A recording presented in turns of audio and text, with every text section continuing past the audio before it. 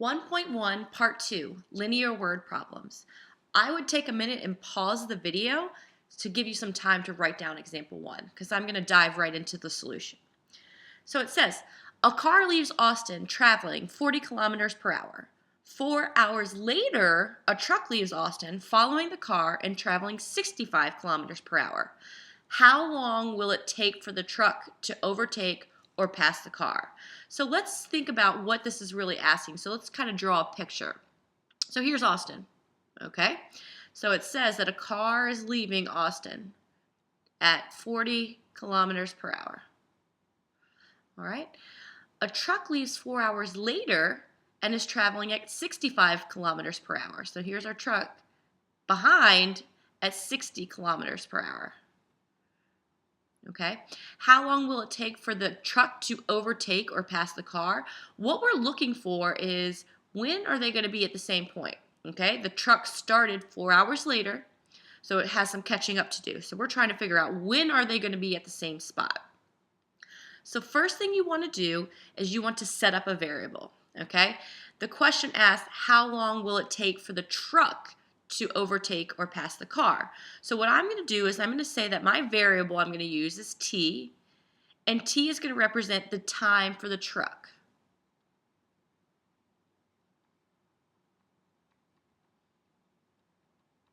Okay?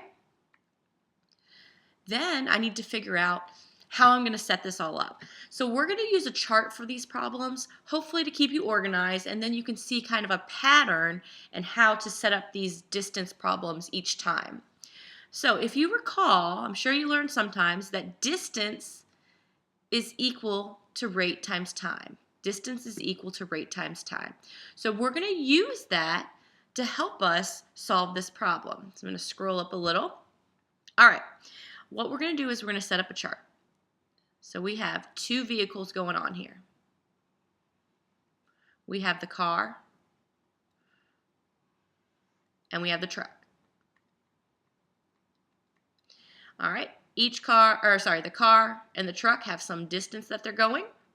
They are traveling at some rate, and they are traveling for some amount of time. So distance equals rate times time. You can think about it that way. So distance equals rate times time. All right, so let's fill in the easy ones. What you're going to do each time when you set up this chart is you're filling in the rates and the times. Okay, the rates and the times. So the rates are easy in this problem. We have the cars traveling at 40 kilometers per hour. The truck is traveling at 65 kilometers per hour. Now, we said that T represents the time for the truck, okay? So we're going to say T, the truck is on the road for T amount of time. I don't know how long that is, okay? Now we have to come up with how long is the car on the road? Well, the car left 4 hours earlier. So it's on the road for the same amount of time as the truck, but that extra 4 hours. So we're going to write that as T plus 4. Okay, so the amount of time the truck was on the road plus the 4 hours it was 4-hour advantage it had. Okay, so you're always going to be able to fill in these rate boxes and time boxes. All right, now we know mathematically that distance is equal to rate times time. Now that you have your rate and your time in these boxes, we can find the distance of the car and the distance of the truck by multiplying rate times time. So let's look right here. Distance is going to be rate, which is 40, times the time, which is t, plus 4. So the distance for the truck, again, we're going to multiply rate times time, is going to give me 65t. Okay, so again, you're going to always fill in the rate boxes, fill in the time boxes, and then you're going to multiply them to get your distance boxes. Okay, we're going to use that information to set up our equation. So again, going back to my picture, I have the car traveling, I have the truck traveling. I want to know when they are at the same spot. Well, they're going to be at the same spot when they are at the exact same distance. So we really want to know when are those two distances equal? When is the car's distance equal to the truck's distance? So in order to set that up, I'm going to take the car's distance, which was 40 times t plus 4, and I'm going to set that equal to the truck's distance of 65t. Okay, again, I want to see when they're at the same spot or at the same distance. Now that I have it set up, I'm going to go ahead and solve. So on the left-hand side, I'm going to distribute 40 times the t and 40 times the 4. 40 times t gives me 40t. 40 times 4 gives me 160, is equal to 65t. All right, I'm trying to solve for t, so what I'm going to do is I'm going to subtract 40t from both sides. That leaves me with 160 on the left-hand side is equal to 25t on the right-hand side. Trying to solve for t, so I'm going to divide both sides by 25. Okay, and the directions tell us, if I go back up here, round to the nearest tenth. So when you do 160 divided by 25 in your calculator, you're going to get t is approximately 6.4, and the time, the units is hours. Okay, so let's go back up, read the question, make sure we've actually answered it. The question is, how long will it take for the truck to overtake or pass the car? We came up with that t is equal to 6.4 hours. Well, what did t represent? So if I go back up here, t was the time for the truck. That's what they're asking about. So this problem, t is equal to 6.4 hours, is our answer.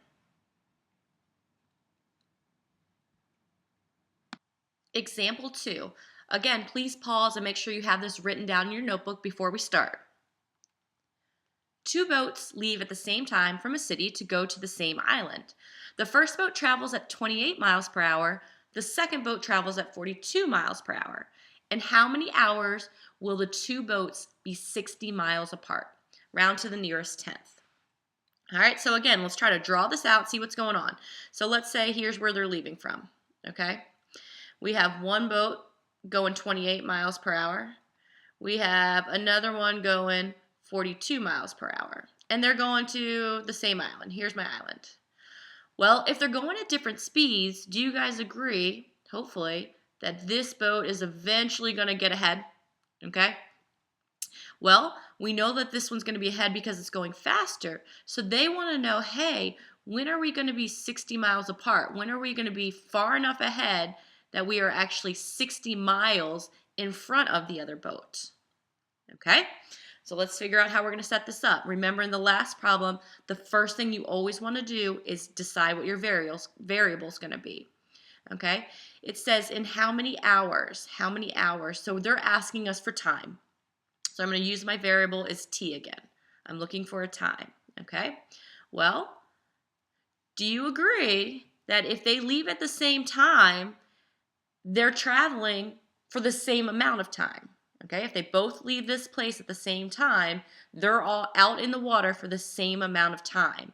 So this t is actually going to represent the time for either, or actually the time for both.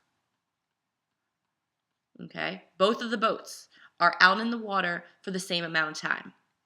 Okay, so they're traveling in the same direction. Once I have my variable set up, remember, I'm going to do my chart. So I'm going to say I have boat 1, and I have boat 2. All right, let's set up our chart. Remember, we know in our chart, I know this is not the best, that distance is equal to rate times time. Okay?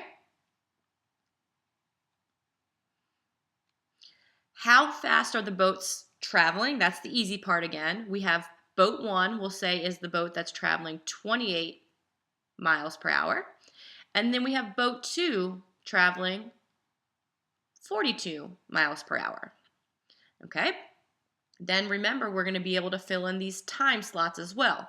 Well, we just talked about it, that the boats are leaving at the same time. So they're going to be on the water for the same amount of time. So we, in this case, can call both of them T. Okay? Remember that this distance column right here is always filled in by multiplying the rate and time that we have over here. So this distance of boat 1 is going to be 28t distance of boat 2 is going to be 42t. Okay, now I have the distances. Remember, the question is asking us, and how many hours will the two boats be 60 miles apart? 60 miles apart. So what we want to know is, when is the difference between these two different distances going to equal 60? So like I said, when is the difference between these two distances? So we're going to take the biggest distance first, the boat that's furthest. The difference means minus in math. So 42t minus 28t. When is the difference between those two distances equal to 60 miles? Okay, now I have my linear equation set up. So I'm going to go ahead and solve. 42t minus 28t is giving me 14t equals 60. Divide both sides by 14, and I get t is equal to approximately 4.3, and then we're talking about time. The units are hours. So it'll be about 4.3 hours. Whoop, sorry about that. Let's undo that. There we go. 4.3 hours for these two boats to travel and become 60 miles apart from each other. All right, please pause and make sure you have this written in your notebook before we begin. Example 3. Anna drove for 5 hours on secondary roads at a steady speed. She completed her trip by driving 4 hours on an interstate highway. Her total trip was 450 miles. Her speed on the interstate highway was 18 miles per hour faster than her speed on the secondary roads. How fast did she travel on the secondary roads? Okay, so again, let's kind of see what's going on here. So we have Anna driving. She's on a secondary road, so we'll say this is like a crazy squiggly road. All right, that's her secondary. She's on the secondary road, and she completes her trip by going on the interstate. So we'll say the interstate is more of a straight road. Okay, so she's on the secondary road for 5 hours. She's on the interstate for 4 hours. Okay, her total trip, so from beginning to end, was 450 miles. She traveled 450 miles. Okay. The other thing we know is that her speed on the interstate highway was faster. She was able to go 18 miles per hour faster on the interstate. Okay? So, as usual, we first want to set up a variable, figure out what our variable is going to be in this problem. Well, the question asks, how fast did she travel on the secondary roads? How fast did she travel on the secondary roads? So I'm going to say x. I'm just using x this time because x is a common variable. X is going to be equal to her speed on the secondary road. Okay, it's the speed on the secondary road. And I need to specify which road I'm talking about because she has different speed on the secondary road than she has on the highway. So I'm specifying that x is going to represent how fast she's going on the secondary road. All right, so then we need to go ahead and set up our chart. We know, same chart we've been using. This time, we have the secondary road and the highway. Okay, those are our two pieces of information, secondary road and highway. So again, then we have distance, rate, and time. Okay, we know distance is equal to rate times time. Just like before, we can fill in the rate column and the time column. Okay, so the time one is what's easy in this problem. I know that she was on the secondary road for 5 hours. She was on the highway for 4 hours. All right, the question is, how fast did she travel on these roads? So this is where my variable is going to be this time. We already decided that x is going to be the rate on the secondary road. Okay, if you wanted to use r, you could. Okay, so we don't know how fast she's going on the secondary road, so we're going to call that X. We do know that on the highway, she was driving 18 miles per hour faster. So we're going to represent that by X plus 18. Okay, 18 miles per hour faster than she was on the secondary road. All right, and you guys remember, to get the distance, we're going to multiply the rate and the time. Okay, so rate times time for the secondary roads is going to give us 5x. All right, rate times time for the highway, I'm going to write it out, 4 times x plus 18. Okay, so now we have to figure out how we're going to set up our equation. Okay, I know it's going to have something to do with these two distances. Well, we have to look at what's happening in this problem. What other piece of information do I have? Well, if I go back and look, it tells us that she drove a total of 450 miles. Total in math, we can think of addition. So we're going to take the distance on the secondary road and her distance on the highway, add those together, and that should give us the total distance. So I'm going to take the distance on the secondary road, which is 5x. I'm going to add it to the distance on the on the highway, which is 4 times x plus 18. Those two distances added together should give me the 450 miles that she's traveling. Okay, then I'm going to go ahead and solve that. I'm going to distribute, so 5x plus 4 times x gives me 4x. The 4 times 18 gives me 72 is equal to 450. Combine like terms, 5x and 4x gives me 9x. So 9x plus 72 equals 450. All right, solving for x, so we're going to subtract 72 from both sides. 9x is equal to 450 minus 72 is 378. Divide both sides by 9, and I get x is equal to 42. Okay, well, what did that x represent? X represented the speed on the secondary road. Okay, so on the secondary road, she traveled 42 miles per hour. The question asks, how fast did she travel on the secondary road? So we are done with this problem. We figured out that she traveled 42 miles per hour on the secondary road.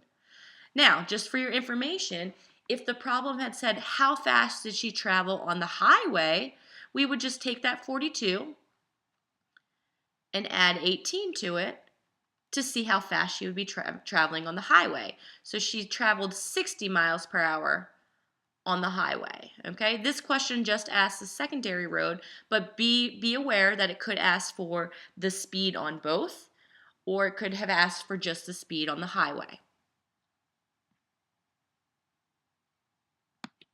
Example 4. Take a minute and write this in your notebook. Please pause the video and start when you're done.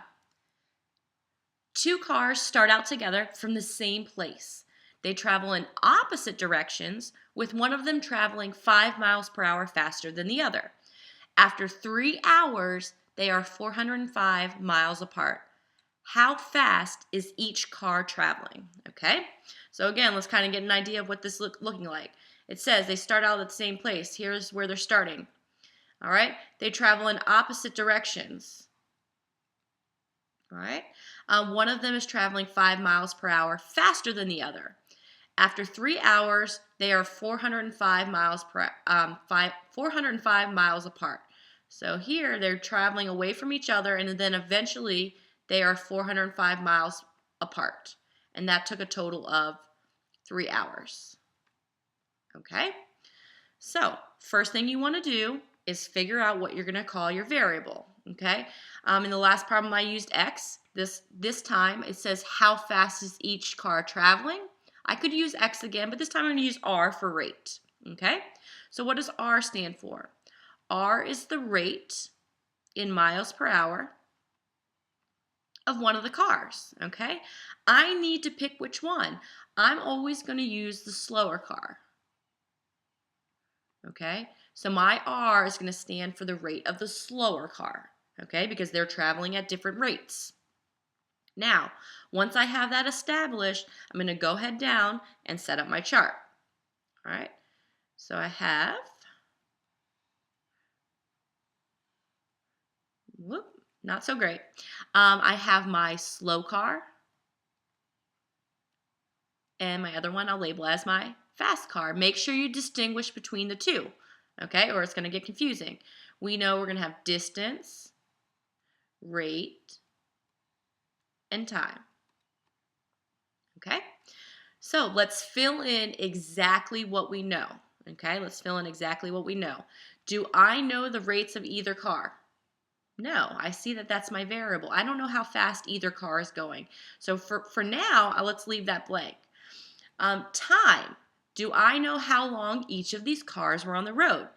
Well, this one I do. I know that they left at the same time, and we're talking about 3 hours going by. Okay, so they're both traveling for 3 hours.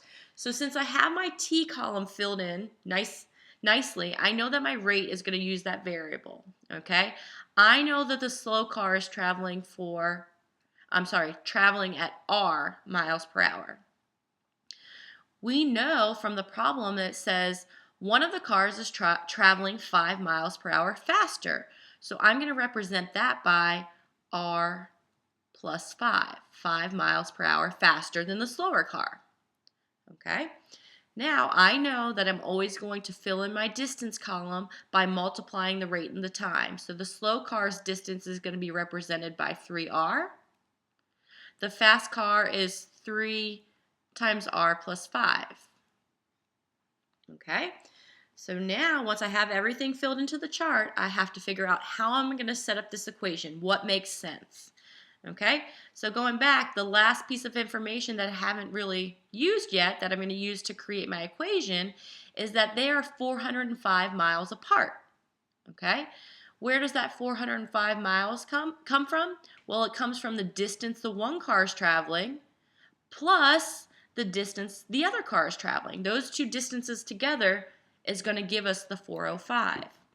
So I'm going to take and I'm going to add those two together. So the distance of the slow car, 3R, plus the distance of the fast car, 3 times R plus 5, should equal a total of 405 miles.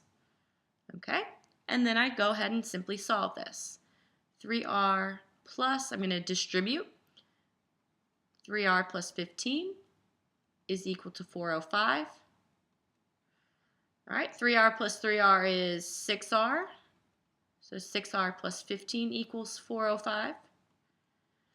Subtract 15 from both sides, I get 6R equals 390. Divide both sides by 6, and that's going to give me R equals 65. Okay? So again, always go back and read, see what the question's asking for, and let's make sure we answer it. How fast is each car traveling? Well, we got down here, we got R equals 65. R represented the rate of the slower car. So the slow car is traveling at 65 miles per hour. Then we have to make sure and tell how fast the fast car is traveling. The fast car is traveling 5 miles per hour faster, so the fast car is traveling 70 miles per hour. So this problem asks for 2 pieces of information. So always go back, make sure you've actually answered the question.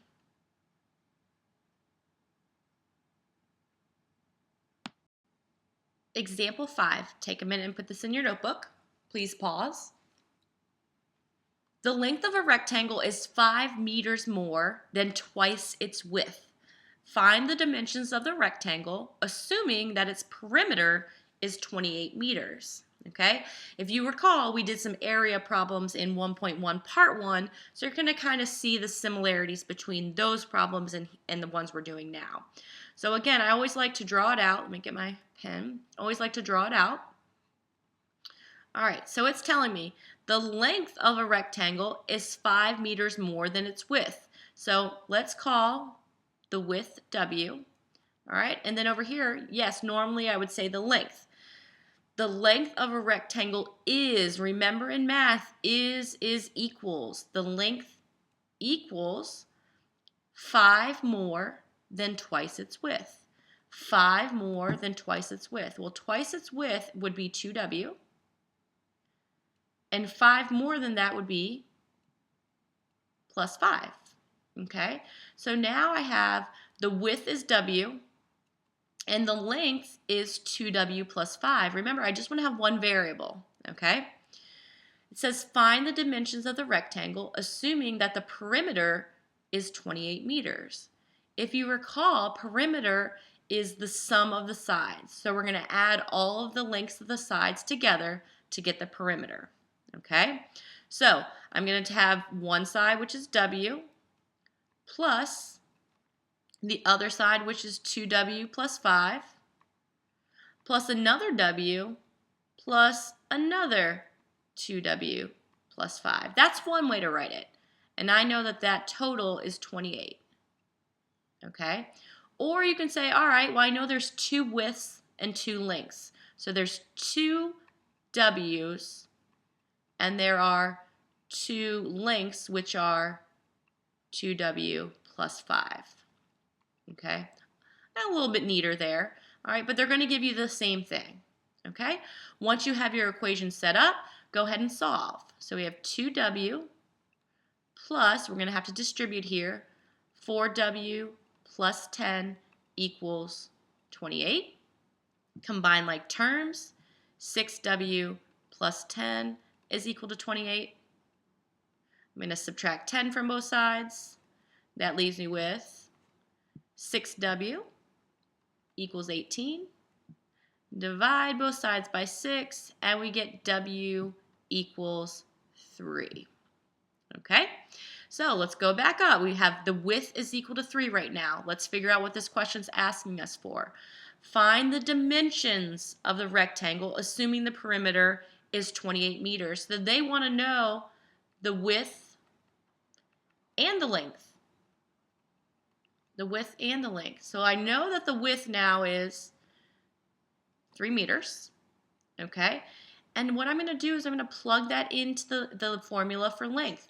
The length is 2 times the width, so 2 times 3 plus 5. 2 times 3 is 6, and 6 plus 5 is, sorry about that, 11 meters. Okay? And we are done with that one.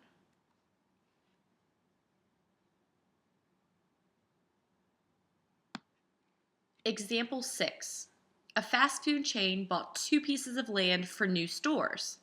The less expensive piece of land cost $23,000 less than the more expensive piece of land, and the 2 pieces together cost $147,000.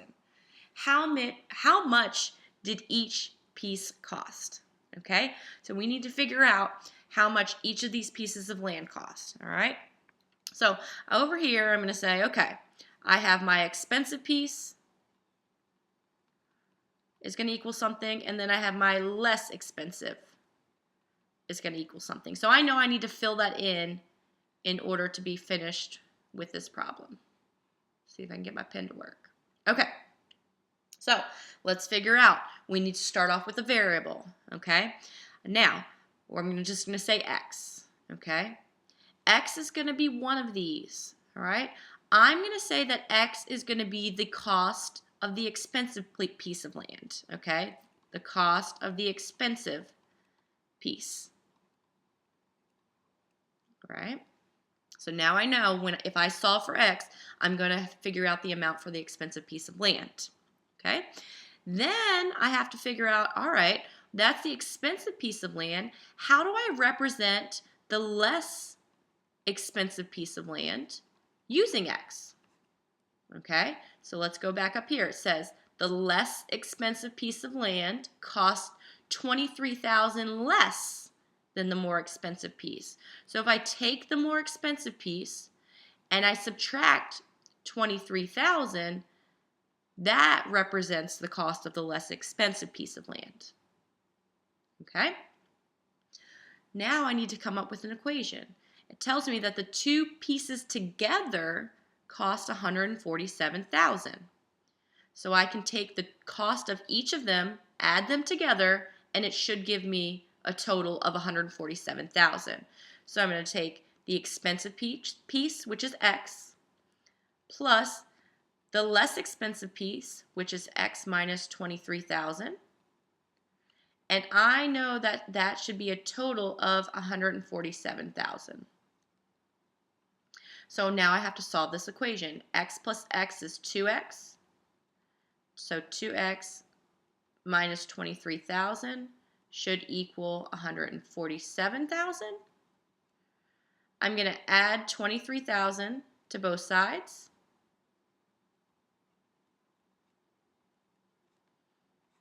All right, on the left-hand side, that leaves me with 2X equals 170,000. I'm going to divide both sides by 2, and that gives me X equals 85,000. Okay, so I solved for X. I know that X represents the most expensive piece of land, so I know the expensive piece of land had cost 85,000. All right. Remember, the question wants to know how much did each piece cost. So I'm going to go back over here and say, okay, the less expensive piece was the cost of the expensive piece, 85,000, minus 23,000.